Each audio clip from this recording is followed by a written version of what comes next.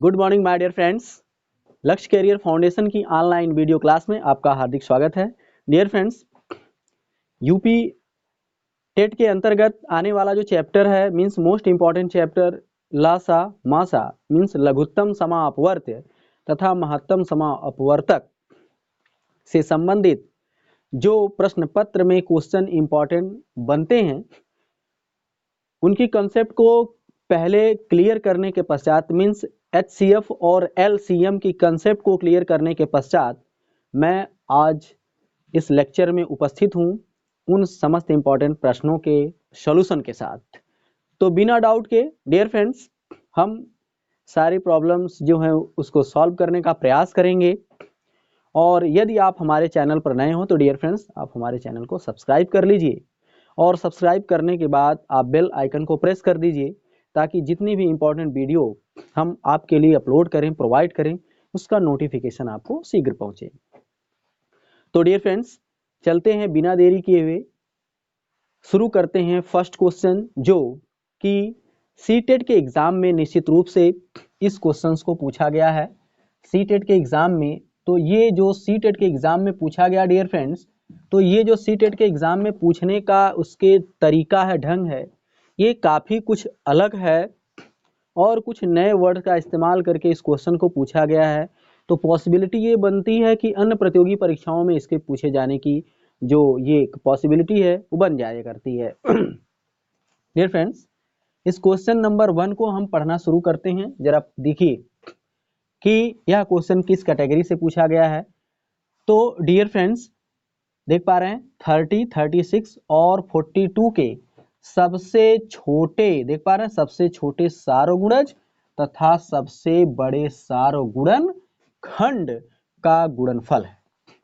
Means इन दी गई तीन संख्याओं का आपको पहले छोटा सार्वगुणज लाना है और फिर उसके बाद उन्हीं संख्याओं का सार्वगुणन खंड लाना है जो सबसे बड़ा होगा, तब उन दोनों का इनमें से गुणनफल कौन होगा। तो डियर फ्रेंड्स, आप देख पा रहे हैं, यदि आपको इस क्वेश्चंस का आंसर पता हो तो प्लीज आप कमेंट करके हमको बताइए ताकि हमको भी ये एहसास होगा, ये लगेगा कि आप कदम से कदम क्या है मिलाकर हमारे साथ आगे की ओर सफलता की ओर अग्रसित हो रहे हैं। हमें खुशी होगी कि आपको कंसेप्ट क्लियर है और आप इस क्वेश्चंस को लगाने का भरसक प्रयास कर रहे हैं। तो डियर पेरेंट, देखिए जो 30 लिखा है, 36 लिखा है, 42, डियर फ्रेंड्स यहाँ वर्ड्स की बात हो जाती है कि जो यहाँ पर वर्ड लिखा है ना, इस वर्ड में सबसे मुख्य बात है यहाँ पर ये जो सार्वगुणज लिखा है ना डियर फ्रेंड्स, जिसको ये सार्वगुणज की बात कर रहा है यही है, सपोज करिए इन संख्याओं का लघुत्तम समा अपवर्त्य, ठीक ना डियर फ्रेंड्स। और जो ये सबसे बड़े सार्वगुणन खंड की बात करता है डियर फ्रेंड्स, यही है इन संख्याओं का मासा, मीन्स क्या है वो, मीन्स महत्तम समा अपवर्तक।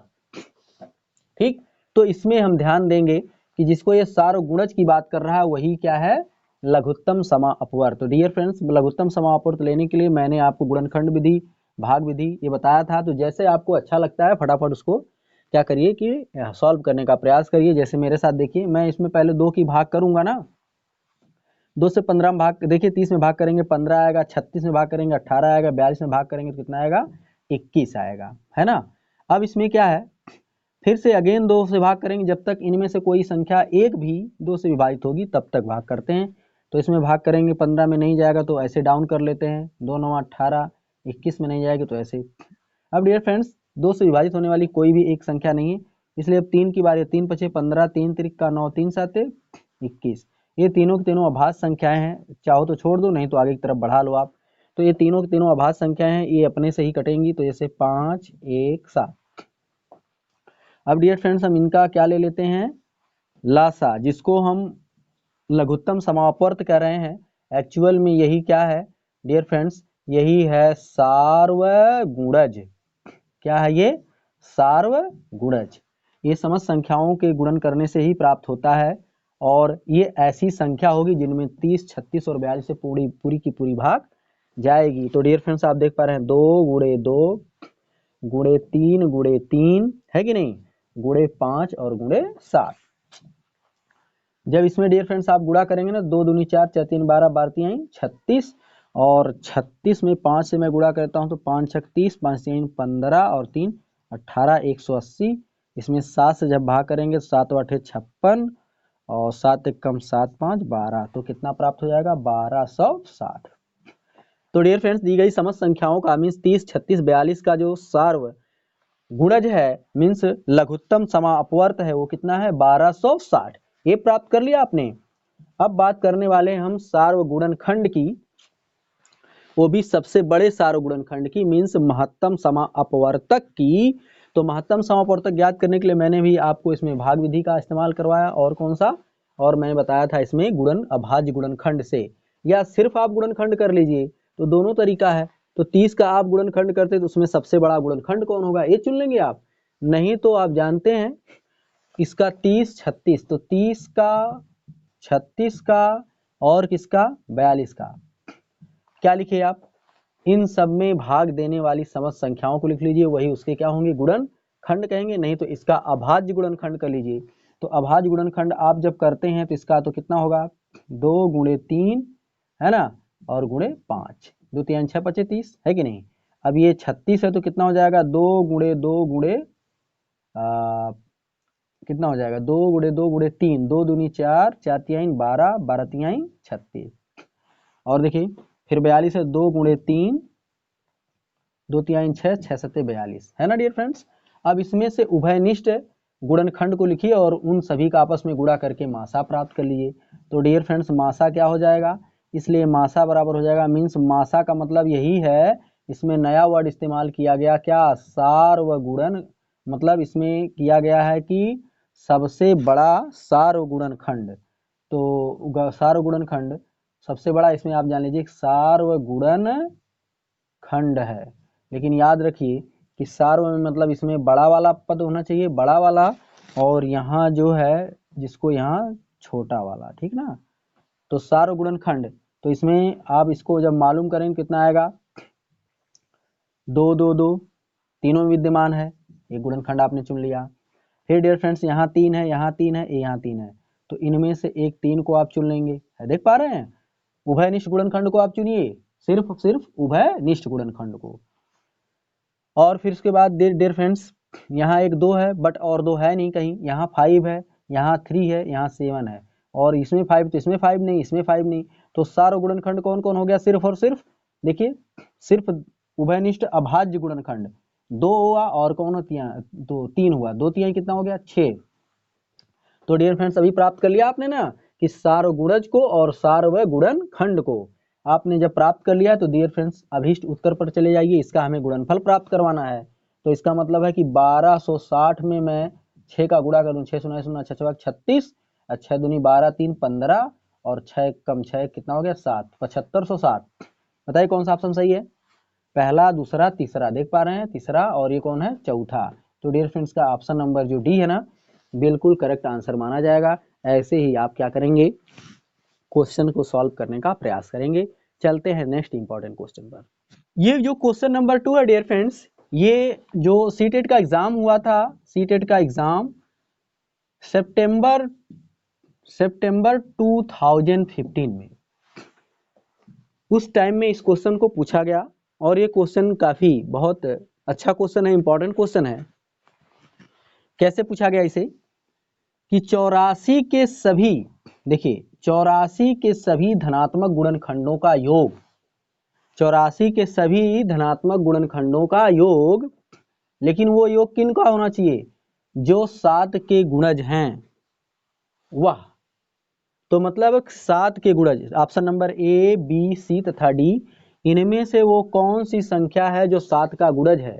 तो डियर फ्रेंड्स इनमें से एक से अधिक संख्याएं 7 का गुणज हो सकती हैं, जैसे मतलब 7 में किसी संख्या से गुणा करने पर ये संख्याएं प्राप्त हुई हैं अपवर्त्य वाली, तो इसमें 7 से जब भाग करेंगे 7 एकम 7 7 11, 7 से भाग नहीं जाएगी तो ये 7 की गुणज है ही नहीं।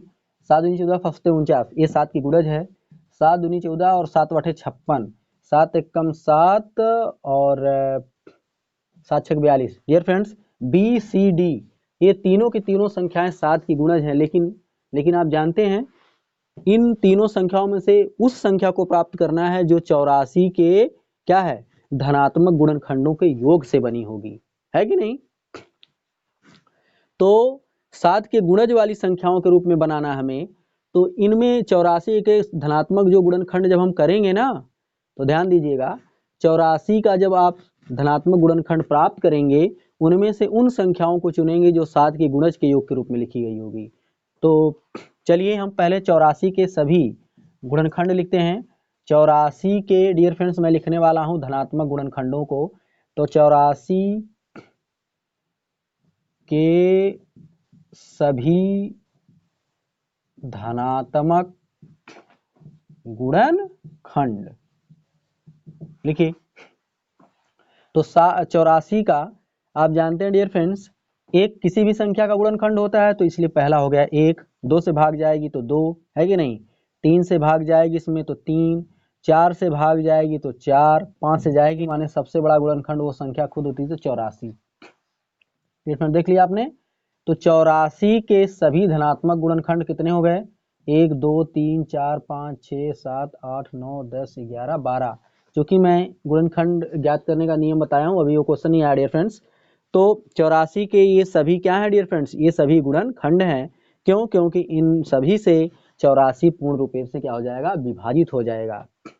अब इन 84 के सभी धनात्मक गुणनखंडों में से उस गुणनखंड को तुम्हें चुनना है जो 7 का गुणज लिखा है। तो डियर फ्रेंड्स इसमें 7 का गुणज कौन होगा, 7 के गुणज, 7 के क्या हमें प्राप्त करना है, 7 के डियर फ्रेंड 7 के गुणज। तो 7 का गुणज इसमें कौन कौन है, 7 योगफल ज्ञात करना है, 7 के गुणज, 7 के गुणज का योग ज्ञात करना है तुम्हें। तो डियर फ्रेंड 7 हो गया एक, है ना, और 7 के माने 7 के गुणजों का योग। तो योग करिए, 7 14 है, फिर 21, फिर 28, फिर 42, फिर लास्ट में 84, है ना डियर फ्रेंड्स। चलिए ऐड करिए, 4 2 6, 8 6 14, है नहीं, 14 1 15, 15 4 19, 19 और 7 कितना हो गया, 19 1 20 6 26, 2 शेष बच गया है ना। तो 8 और 4 12, 12 2 14, 14 2 16, 16 1 17 और 17 2 कितना हो गया, 19। तो डियर फ्रेंड्स इसमें से सबसे सुटेबल आंसर कौन है, ऑप्शन नंबर सी बिल्कुल करेक्ट आंसर है ना। कि इस प्रश्न की भाषा को समझ लीजिए डियर फ्रेंड, 84 के सभी धनात्मक गुणनखंडों का योग करना है, तो मतलब 84 के सभी गुणनखंडों का योग आपको नहीं करना है, उन गुणनखंडों का योग करना है जो क्या होंगे, 7 के गुणज होंगे। तो चूंकि इन गुणनखंडों के योगफल से जो संख्या प्राप्त होगी ना, वो संख्या भी 7 से क्या होगी, विभाजित ही होगी। वो भी जान रहे हैं, वो भी 7 के गुणज ही के रूप में लिखी रही होगी। तो इसमें से ए भी तीनों संख्याएं 7 के गुणज के रूप की हैं जो योगफल से बनी हैं। तो हमने क्या किया, 84 के सभी गुणनखंडों को लिखा और इन गुणनखंडों में से उन गुणनखंडों को चुना जो 7 के गुणज के रूप में थी। तो 7 के गुणज का मतलब 7 के पहाड़े में आने वाली सभी संख्याएं 7 की गुणज होंगी, 7 14 21 28, देख पा रहे हैं इसमें से 42 और 84, तो इनमें को हमने जोड़ दिया तो 196 आया, इसलिए बिल्कुल करेक्ट आंसर माना जाएगा, है ना। चलते हैं डियर फ्रेंड्स इसी प्रकार के नेक्स्ट इंपॉर्टेंट क्वेश्चन पर। नंबर 3 है ना, 3 लिखा है कि इस क्वेश्चन को जब हम पढ़ें तो लिखा है कि इसमें कि 96 के सभी धनात्मक गुणनखंडों का योगफल है। डियर फ्रेंड्स देखिए क्वेश्चन जो है बदल गया, क्योंकि ये क्वेश्चन डियर फ्रेंड्स सीटेट के एग्जाम 2015 मींस फरवरी में हुआ। ये इंपॉर्टेंट क्यों है डियर फ्रेंड्स, क्योंकि ये कह रहा है कि 96 के सभी धनात्मक गुणनखंड। तो जब हम 96 के सभी धनात्मक गुणनखंडों के बारे में जानते हैं तभी तो उनका योगफल ले पाएंगे कि नहीं ले पाएंगे। अब सपोज करिए हम 96 के गुणनखंड का अर्थ होता है कि 96 में उन सभी संख्याओं की भाग दे देकर चेक करेंगे जो इस 96 को पूरी तरह से विभाजित कर सके, वही उसके गुणनखंड होंगे।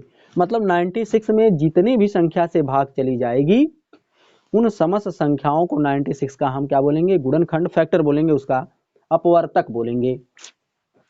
तो या तो हम एक लंबी प्रक्रिया के दौरान 96 के सभी गुणनखंडों को लिखें, नहीं तो मैंने आपके लिए अपनी इस शुरुआती वीडियो में मीन्स जिस वीडियो में हमने एलसीएम और एचसीएफ की कंसेप्ट को क्लियर किया था, उसी में मैंने आपके एक लिए ट्रिक बताया था, शॉर्ट ट्रिक, जिसका इस्तेमाल करके आप जल्दी से किसी भी संख्या के धनात्मक गुणनखंडों का योगफल ज्ञात कर सकते हैं। तो डियर फ्रेंड्स, चलिए वंस अगेन मैं रिमाइंड करवा देता हूं।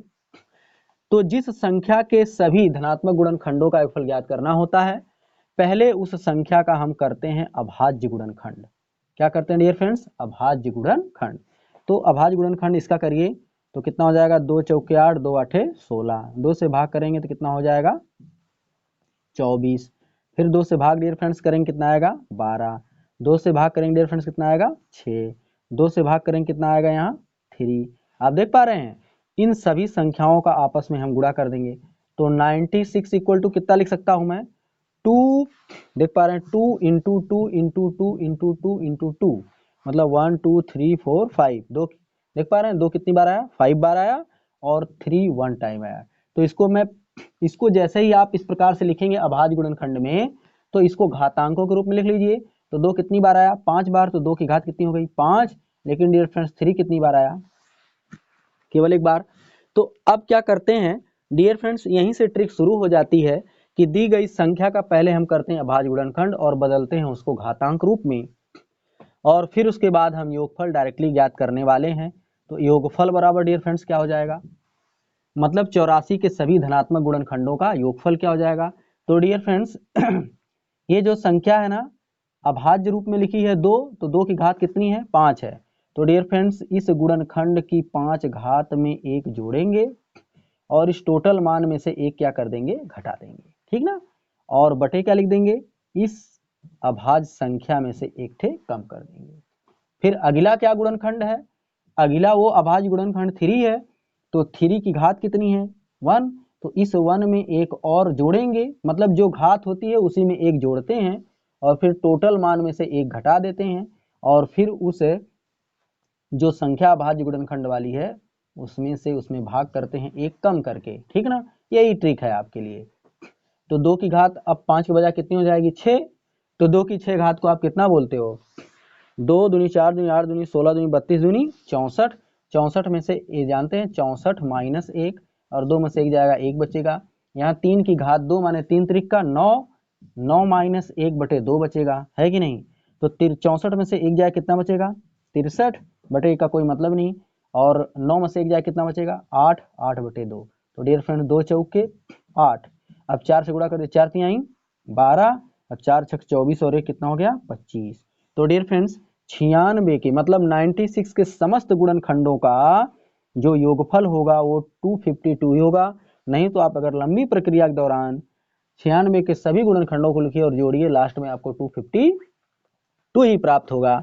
तो इसलिए इस क्वेश्चन नंबर 3 का जो आंसर नंबर, ये ऑप्शन नंबर सी है ना, यही करेक्ट आंसर है, ठीक ना डियर फ्रेंड्स। देखा आपने, तो जिसको एक लंबी प्रक्रिया करके आप ज़्यादा टाइम में उस क्वेश्चन को सॉल्व कर पाएंगे, तो इस ट्रिक के दौरान मतलब ये जो ट्रिक है ना, इससे आप जल्दी से क्या कर पाएंगे? क्वेश्चन को सॉल्व कर पाएंगे डियर फ्रेंड्स, ठीक है। चलते हैं नेक्स्ट इंपॉर्टेंट क्वेश्चन पर। क्वेश्चन नंबर 4, संख्या 105 के गुणनखंडों की संख्या है। डियर फ्रेंड्स देख पा रहे हैं आप, ये क्वेश्चन किस कैटेगरी का है? कह रहा है 105 के कितने गुणनखंड बन सकते हैं, कैसे गुणनखंड होगा इसका, यही ना। तो ये जो क्वेश्चन है, या तो हम 105 में बारी बारी से भाग कर करके संख्याओं का पता लगाएं कि कौन कौन संख्याओं से 105 में भाग जाएगी, और उसको गिन लें और बता दें इसमें से कौन सी संख्या कैसे होगी, है ना। नहीं तो हम इसमें डियर फ्रेंड्स एक ट्रिक लगाते हैं। ये जो क्वेश्चन डियर फ्रेंड्स सीटेट जुलाई 2013 में पूछा गया, तो ये जो इंपॉर्टेंट क्वेश्चन है ना, ऐसे क्वेश्चन जो होते हैं, यदि हम सावधानी पूर्वक इसको सॉल्व नहीं करते हैं तो एक आसान सा क्वेश्चन क्या होता है, हम उसको सॉल्व नहीं कर पाते और एक अंक हमारा उसमें से कम हो जाता है, डिडक्ट हो जाता है, जो कि हमारे लिए काफी महत्वपूर्ण है। तो डियर फ्रेंड्स मैं इसकी ट्रिक आपको बताता हूं। इसकी ट्रिक कौन सी है? तो डियर फ्रेंड्स पहले 105 का हम क्या करते हैं ना, अभाज्य गुणनखंड करते हैं। तो 105 का आप अभाज्य गुणनखंड करिए। डियर फ्रेंड्स 2 से इसमें भाग जाएगी नहीं, है कि नहीं, लेकिन 3 से इसमें भाग जाएगी। 3 त्रिक का 9 और 3 पचे 15। अब डियर फ्रेंड्स इसमें 3 की भाग आप नहीं ले आ सकते हो, 4 से भाग जाएगी नहीं, 5 से भाग जाएगी, 5 7 35, है कि नहीं। तो इसका मतलब हो गया कि 105 इक्वल टू कितना मैं लिख सकता हूं? 3 इंटू 5 इंटू 7। तो ये जो 105 के सभी क्या हैं? ये सभी इसके अभाज्य गुणनखंड हैं, अभाज्य गुणनखंड। तो पहले दी गई संख्या का डायरेक्टली हम फटाक से क्या लाते हैं, अभाज्य गुणनखंड लाते हैं। ठीक ना डियर फ्रेंड्स, और सीधे हम चले जाएंगे अब गुणनखंडों की संख्या बताने के लिए। इसलिए गुणनखंडों की कुल संख्या कैसे इसको ज्ञात कर पाएंगे डियर फ्रेंड्स, तो देखिए जरा, जो आपने जिस संख्या का अभाज्य गुणनखंड बनाया हुआ है, तो इसके गुणनखंड में अभाज्य संख्या कौन कौन आई, 3, 5 और 7 आई ना। तो अभाज्य गुणनखंड संख्या जो होगी, अभाज्य गुणनखंड में जो अभाज्य संख्या होगी, इसकी संख्या, इसकी मतलब घात क्या है, 1 है। तो इसकी घात जितनी होगी उसकी घात से एक ठो अधिक, मतलब एक घात यहाँ, एक घात यहाँ, एक घात यहाँ, तो इसकी एक घात है ना, तो एक घात से एक ठे अधिक, मतलब एक जोड़ देंगे, फिर गुणा कर देंगे किसका, अगली संख्या का। तो अगली संख्या की घात फिर कितनी है अभाज्य वाली, फिर उसकी भी घात 1 है, तो 1 में 1 फिर जोड़ देंगे, है ना। और अगले देख पा रहे हैं, अगली अभाज्य संख्या जो गुणनखंड में आई है वो कौन है, 7 है, तो 7 की घात क्या है, 1 है, तो फिर इसका गुणा, इसमें एक जोड़ देंगे। देख पा रहे हैं ऐसे, तो आप क्या सीख पा रहे हैं, पहले आप दी गई संख्या का अभाज्य गुणनखंड करते हैं, तो उस गुणनखंड में जो अभाज्य संख्याएं होती है ना, उनकी घात कितनी है, जितनी घात होगी उसकी घात में मतलब एक एक और जोड़ जोड़कर सब में गुणा कर देंगे आप, वही अभीष्ट उत्तर माना जाएगा। तो देखिए 1 1 2, फिर 1 1 2, फिर 1 1 2, 2 दूनी 4, 4 दूनी 8। तो डियर फ्रेंड्स आप जान गए ना शॉर्ट ट्रिक के आधार पर कि जो संख्या 105 है इसके टोटल गुणनखंडों की संख्या कितनी होगी, 8 होगी। नहीं तो आप जनरली 105 में सभी संख्याओं से भाग देते जाइए और बाद में जिन जिन से भाग गई होगी 105 में उनको काउंट कर लीजिए, 8 ही आएगा। तो डियर फ्रेंड्स इसलिए जो क्वेश्चन नंबर 4 का ऑप्शन नंबर डी है ना, करेक्ट आंसर है। चलते हैं नेक्स्ट इंपॉर्टेंट क्वेश्चन पर। चूंकि ये भी सीटेट के एग्जाम में आया डियर फ्रेंड्स, तो ये जो क्वेश्चन है पहले इसको सावधानीपूर्वक पढ़ते हैं। तो डियर फ्रेंड्स ये क्वेश्चन नंबर 5 में जब हम इसको पढ़ेंगे तो हमें पता चलेगा किस ढंग से क्वेश्चन पूछा गया। कह रहा है कि यदि 65 और 117 दो संख्या दी गई है डियर फ्रेंड्स, 65 और 117 का जो मासा है ना वो इतना है, इस रूप का लिखा हुआ है, मतलब 65 m माइनस 117 के रूप का लिखा है, वो भी कोई ना कोई एक संख्या ही है। क्यों, क्योंकि 65 और 17 का जब हम मासा निकालेंगे तो निश्चित रूप से कोई ना कोई संख्या ही आएगी ना, अंकी, तो उसके रूप में लिखा है, मतलब उसके दर्शाने योग्य हो, तो कह रहा है कि तब यम का मान क्या होगा इसमें, है कि नहीं। तो ये है क्या, ये कौन है, ये 65 और 117 का मासा है ना, तो मतलब प्रश्न में मैं देख पा रहा हूं कि 65 और 117 का क्या, 17 का मासा कितना डियर फ्रेंड्स, 65 यम माइनस 117 है, यही है ना। तो हम क्या करते हैं कि 65 और 117 का मासा ज्ञात कर लेते हैं, मीन्स महत्तम समा अपवर्तक ज्ञात कर लेते हैं। तो महत्तम समापवर्तक ज्ञात करने के लिए मैंने आपको भाग विधि और कौन सी गुणन अभाज्य गुणनखंड विधि दोनों बताया था डियर फ्रेंड्स। तो जब हम 65 का और 117 का अभाज्य गुणनखंड करते हैं तो 13 पचे 65, आप जानते हैं 5 गुणे 13, है कि नहीं, हो गया ये। अब ये दोनों अभाज्य संख्याएं हैं, और 117 का करेंगे कितना आएगा, तो हो जाएगा 3 गुणे 3 गुणे 13, देख पा रहे हैं, 3 त्रिक का 9 और 9 त्रिक 27, 9 कम 9 2 11, तो इस तरीके से हो गया। अब इसके मतलब अभाज्य गुणनखंडों में सारे गुणनखंड को चुनते हैं और सबका आपस में गुणा करते हैं। तो डियर फ्रेंड्स मासा बराबर क्या हो जाएगा बताइए, 5 अकेला है, 5 इसमें है नहीं, कट हो गया, 3 इसमें है, इसमें 3 नहीं है, 3 इसमें भी 3 नहीं, तो सिर्फ और सिर्फ कौन है, एक का गुणनखंड मिल रहा है ना, 13। तो 13 जो है क्या है, 65 और 117 का मासा है। तो डियर फ्रेंड 65 और 117 का मासा में कितना लिख दूंगा, 13। ये 13 किसके बराबर है, 65 यम माइनस 117 के बराबर है कि नहीं। अब डियर फ्रेंड्स ये 65 यम, इसके साथ देख पा रहे हैं एक चर संख्या लगी हुई है, तो अचर वाले को आप पक्षांतर कर दीजिए। तो 13 प्लस 117 ये हो गया किसके बराबर, 65 यम के इक्वल। तो 65 यम इक्वल टू, इसको ऐड कर लीजिए, कितना हो जाएगा 130, 7 3 10, 1 2 3, 130 हो गया। अब सीधे और आपको यम की वैल्यू बतानी है, तो यम इक्वल टू कितना हो जाएगा, 130 में 65 की भाग कर दीजिए पक्षांतर वाले नियम से, क्योंकि यहाँ गुणन है तो पक्षांतर इसका भागफल हो जाएगा भाग में। तो 65 से आप जब 130 में भाग देंगे तो भाग कितनी बार जाएगी, 2 बार, है कि नहीं डियर फ्रेंड। तो आप समझ पा रहे होंगे कि 65 और 117 का मासा अगर ये इस रूप का है तो यम का मान क्या आने वाला है, डियर फ्रेंड्स यम का मान आएगा आंसर में यम इक्वल टू 2 आएगा। यही इसका उचित उत्तर है यम का। ठीक है ना डियर फ्रेंड्स। तो ऐसे ही रोचक और क्वेश्चंस को अभी सॉल्व करते हैं। चलते हैं नेक्स्ट इंपॉर्टेंट क्वेश्चन पर। दो संख्याओं का मासा, देखिए क्वेश्चन नंबर 6 के अंतर्गत दो संख्याओं का मासा 11 तथा लासा डियर फ्रेंड्स कितना लिखा हुआ 693। यदि एक संख्या उसमें से 77 है तो दूसरी संख्या होगी, है ना। तो ऐसे क्वेश्चंस को सॉल्व करने से पहले इसकी कंसेप्ट को आप क्लियर कर लीजिए। जब मैं लसा और मासा के विषय में सामान्य सी जानकारी दे रहा था तो उसमें उसकी थ्योरी के अंतर्गत हमने आपके लिए एक रूल भी अप्लाई किया था। वो क्या था कि डियर फ्रेंड्स यदि एक संख्या a है दूसरी संख्या b है तो क्या होता है कि इन दोनों संख्याओं के गुणनफल के बराबर कौन आता है, इन दोनों संख्याओं का क्या मतलब HCF ऑफ AB और इनटू क्या होता है LCM ऑफ AB। मतलब AB माने दोनों संख्याओं का गुणनफल बराबर होता है दोनों संख्याओं के मासा और गुणे दोनों संख्याओं के लसा के। यही रूल है ना, इसमें चेक कर लीजिए आप। तो दो संख्याएं हैं तो कह रहा है कि उसमें दूसरी संख्या बताओ, तो एक संख्या दिया है 77 तो इसका मतलब a इक्वल टू कितना है 77। दूसरी संख्या इसमें कौन सी है, वही होगी b वाली, है कि नहीं। अब दोनों संख्याओं का HCF, तो HCF माने मासा कितना दिया गया है 11, और दोनों संख्याओं का LCM कितना दिया गया 693। तो आपको दूसरी संख्या मानी यही b न लानी है, तो b इक्वल टू क्या हो जाएगा, आप देख पा रहे हैं 11 गुणे 693 और बटे कितना हो जाएगा 77। अब भाग कर दिया आपको इसको सॉल्व करने आना चाहिए। 11 में 11 सते 77। तो डियर फ्रेंड जब 7 से इसमें भाग करेंगे तो 7 कम 7, देख पा रहे हैं 7 9 63 और 63 आप जानते हैं। फिर से इसमें 9 में से जब 6 जाएगा तो कितना, सॉरी 3 जाएगा तो बचेगा 6, फिर 7 9 63। तो डियर फ्रेंड्स जो दूसरी संख्या है ना वो कितनी है, वो दूसरी संख्या 99 है। मतलब 99 जो है ना और 77 इन्हीं दोनों के लिए 11 और 693 लासा और मासा थे। तो दूसरी संख्या कौन है, ऑप्शन नंबर इसका कौन सा हो जाएगा, ऑप्शन नंबर सी। याद रखिए डियर फ्रेंड्स ये यूपी टेट के एग्जाम में आया था ये क्वेश्चन।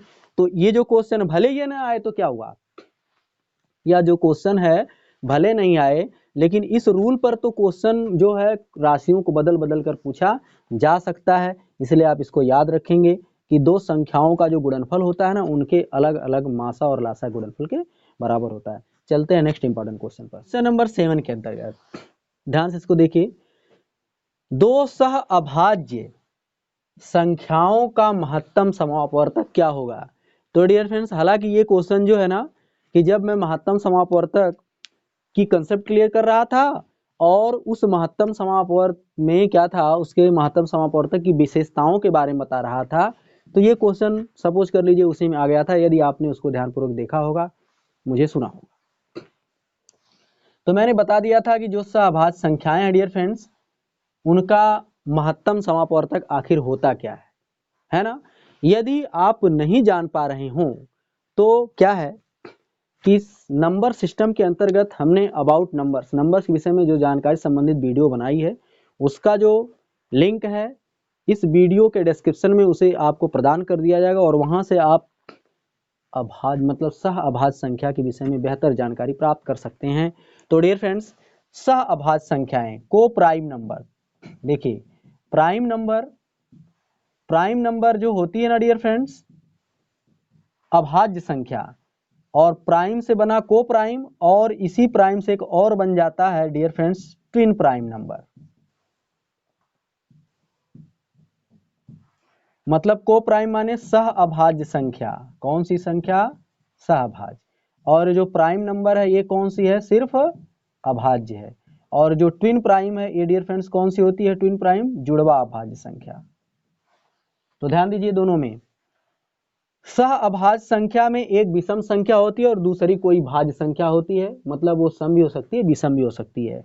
जैसे मैं 4 के साथ 7 ले लूं, ये कैसी संख्या है डियर फ्रेंड्स, ये सहअभाज्य हैं। क्यों सहअभाज्य हैं, क्योंकि सहअभाज्य संख्या की जो परिभाषा होती है ना ऐसी संख्याएं जिनका जो विभाजक होता है मात्र एक होगा, मतलब एक के अलावा कोई ऐसा गुणनखंड नहीं है, दूसरी कोई ऐसी संख्या नहीं जो इन दोनों को क्या कर सके विभाजित कर सके। क्यों, क्योंकि 4 का जब आप गुणनखंड करोगे ना, और जब 7 का करोगे तो इन दोनों में उन दोनों का सार गुणनखंड कितना आएगा, मात्र एक ही आएगा कि नहीं, मतलब एक के अलावा दूसरा कोई इनका सार गुणनखंड है ही नहीं। तो ऐसी संख्याएं किसके रूप में लिखी होती हैं, सहभाज्य में। तो डियर फ्रेंड्स, एक सम संख्या होगी, दूसरी विषम संख्या भी हो सकती है, बट आपको ये याद रखना है कि उन संख्याओं का क्या होना चाहिए कि जो गुणनखंड है एक के अलावा कोई दूसरा नहीं होना चाहिए। ऐसी संख्याओं को आपस में हम क्या बोलते हैं, सहअभाज्य संख्याएं। और जुड़वा अभाज्य संख्याएं क्या होती हैं डियर फ्रेंड्स, इसमें दोनों की दोनों संख्याएं कैसी रहती हैं, दोनों की दोनों संख्याएं अभाज्य ली जाती हैं, है कि नहीं। तो और उनके बीच 2 का अंतर रहेगा। तो इस प्रकार से हम सहअभाज्य की जानकारी जब जान गए तो हम सहअभाज्य की संख्याओं का महत्तम भी बता सकते हैं। आप समझ गए कि सहअभाज्य संख्याओं का महत्तम का मतलब क्या है, उसमें सबसे बड़ा, महत्तम का मतलब सबसे बड़ा हमें क्या बताना है, गुणनखंड। तो बताइए कि इन संख्याओं के मध्य उनका सबसे बड़ा गुणनखंड कौन होता है, सिर्फ और सिर्फ एक ही होगा ना, सार्व गुणनखंड। तो इसीलिए सहअभाज्य संख्याओं का जो महत्तम समापवर्तक होता है वो सिर्फ और सिर्फ क्या होगा, एक होगा, एक। इसलिए क्वेश्चन नंबर 7 का जो आंसर नंबर मतलब ऑप्शन नंबर बी है ना, बिल्कुल करेक्ट आंसर माना जाएगा। मैंने आपको पहले जानकारी दे दी थी कि जो सहअभाज्य संख्याएं होती हैं उनका महत्तम समापवर्तक डियर फ्रेंड्स कितना होता है, एक होता है। क्यों, क्योंकि उनमें सबसे बड़ा गुणनखंड एक ही होता है, जो दोनों में क्या होता है, उभयनिष्ठ होता है। तो ऐसे क्वेश्चन का आंसर आप देंगे, ठीक ना। अगर आप जरा से चूक करते हैं तो ये क्वेश्चन आता हुआ रॉन्ग हो जाएगा। चलते हैं नेक्स्ट इंपॉर्टेंट क्वेश्चन पर। जो क्वेश्चन है ना, यूपी टेट के एग्जाम 2013 में पूछा गया, और इस क्वेश्चन को पूछने का जो मुख्य उद्देश्य है वो है क्या कि यदि हम इसकी कंसेप्ट को क्लियर जानते हैं तभी इसका आंसर अच्छे से दे पाएंगे। क्योंकि मासा और लासा ज्ञात करना तो हमारे लिए आसान ही है, लेकिन कुछ थोड़ा सा इसमें छिपा है जिसको हम बाहर निकालने का प्रयास कर रहे हैं। कि प्रथम 3 क्रमागत सम संख्याएं, देख पा रहे हैं, प्रथम 3 क्रमागत सम संख्याओं का मासा और लासा हमें प्राप्त करना है। तो डियर फ्रेंड्स, प्रथम प्रथम तीन सम संख्याएं कौन कौन सी हैं, तो प्रथम 3 शुरू वाली 2 4 6, ये 3 क्रमागत संख्याएं हो गई, वो भी सम वाली, और इसका मासा लाना है और लासा लाना है। तो डियर फ्रेंड्स, लासा लाने के लिए हमें पता है कि हम इसका अभाज्य गुणनखंड कर दें फटाक से, 2 1 कम 2, 2 दूनी 4 और 2 तिहाई 6, है कि नहीं। फिर आप देख पा रहे हैं 1 1 3, अब इन तीनों का आपस में मल्टीप्लाई हम कर दें तो मतलब कि लासा कितना हो गया, लासा बराबर तीनों का आपस में गुणा 2 गुणे 2 और गुणे कितना हो जाएगा 3, तो कितना हो गया 2 दूनी 4, 2 दूनी 4 और 4 तिहाई कितना हो गया 12। देख पा रहे हैं आप, 2 दूनी 4 और 4 तिहाई 12। तो लासा इनका 2 4 6 का मतलब प्रथम 3 सम संख्याओं का लासा जो हो गया 12 हो गया। तो वैसे भी जो लासा लिखा हो अंतिम संख्या है, चाहे हम डायरेक्टली उत्तर फटाक से दे दें, देखिए यहाँ पर 6 है, यहाँ पे 6 है, यहाँ पर 2 है, यहाँ पे कितना 12, तो मैं कह सकता हूँ कि जो ऑप्शन नंबर डी है बिल्कुल करेक्ट है। अगर हम और भी जानकारी लेना चाहते हैं, मासा भी ज्ञात करना चाहते हैं, तो डियर फ्रेंड्स 2 4 और 6 इनका अभाज्य गुणनखंड करिए, तो 2 का अभाज्य गुणनखंड 1 गुणे 2 यह होगा, इसका होगा 2 गुणे 2 होगा, इसका होगा 2 गुणे 3। तो आप देख पा रहे हैं, मैंने कहा था कि मासा कौन होगा, इनके अभाज्य गुणनखंडों में वो उन सभी गुणनखंडों का योगफल जो सभी में क्या होंगे, विद्यमान होंगे, उभयनिष्ठ होंगे।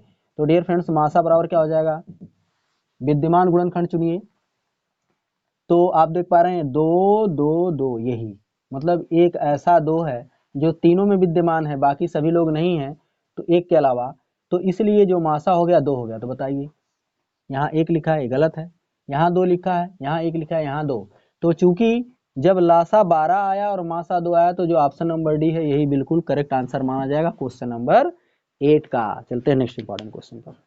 जरा देखिए, मोस्ट इंपॉर्टेंट क्वेश्चन है ये, और इस क्वेश्चन को पूछने का जो ढंग है, तौर तरीका है, कुछ थोड़ा सा बदल गया है।